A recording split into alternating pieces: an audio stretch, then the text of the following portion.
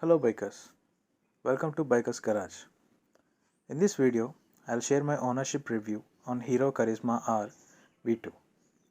This bike was introduced in the year 2014. This is the upgrade for the Karizma R which was introduced in 2000 and later discontinued. It's a very nice bike and the first India's sports bike which was a rage back then. Many were fans of this bike's looks and performance. The reason why people were such a great fan of this bike was it looked simple yet stylish, affordable and fun. It had the performance which suited for both city and highway, and a very affordable bike in terms of maintenance, be it service cost or spare parts cost. Let's discuss some pros and cons of this bike which I have experienced. Karizma RV2 was my first bike. I bought it in 2015. The first thing that caught my attention and instantly I liked in this bike was that the bike looked big compared to other bikes in the market. It was long and tall comparatively. It gave a big bike look and stance. Next thing which I liked in this bike is actually the main reason due to which I fell in love with this bike. It is the performance. Karizma has such a sweet motor which is butter smooth on highways. Once you cross 60 kmph mark until about 100 kmph, the bike just glides on the road as if it's flying. It was a really great experience riding the bike on highways. The next good thing about this bike is it is really economical to buy and maintain compared to other bikes in this segment in other motorcycle brands. If you see some other bikes in this category in other motorcycle brands, they were really expensive to buy and maintain. I don't want to name them, you might already know it. I used to get it serviced every 3 months and each service costed me 600 to 700 Indian rupees. And also the spare parts are readily available and affordable too, thanks to a big network of Hero dealership.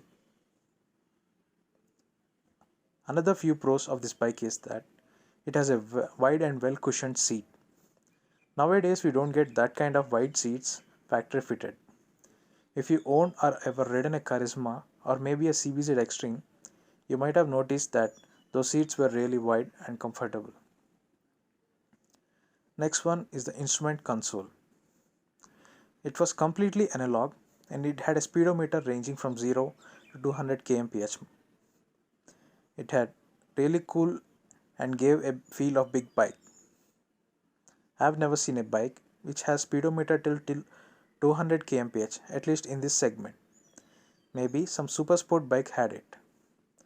But for a bike of this category, it looked really cool, and finally, it had a big windshield which was really helpful on highways to protect from wind blast.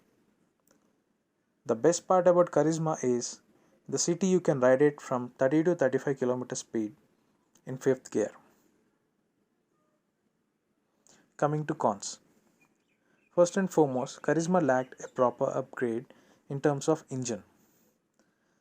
There were many bikes which introduced 6th gear, more horsepower and torque, which definitely enhanced bike's overall performance in terms of highway cruising, highway mileage, and also achieving a good high speed. And next big con is the design. I used this bike for about 4.5 years, but the bike's design never grew on me. When you ride this bike in bumper to bumper traffic, you're gonna hate it because of its handle design. Whenever you apply brake, all the pressure will be transferred to your palms and it hurts a lot. And third con is I feel seat size is not appropriate because rider rider seat is little too long for an average guy.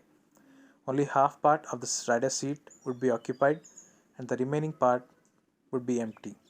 And even pillion cannot sit in the remaining part as the pillion will be seated on a split seat which is high set. Somehow Karizma RV2 felt incomplete.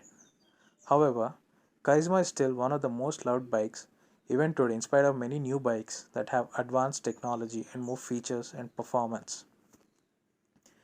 So this is my review on Karizma RV2. That's it for today.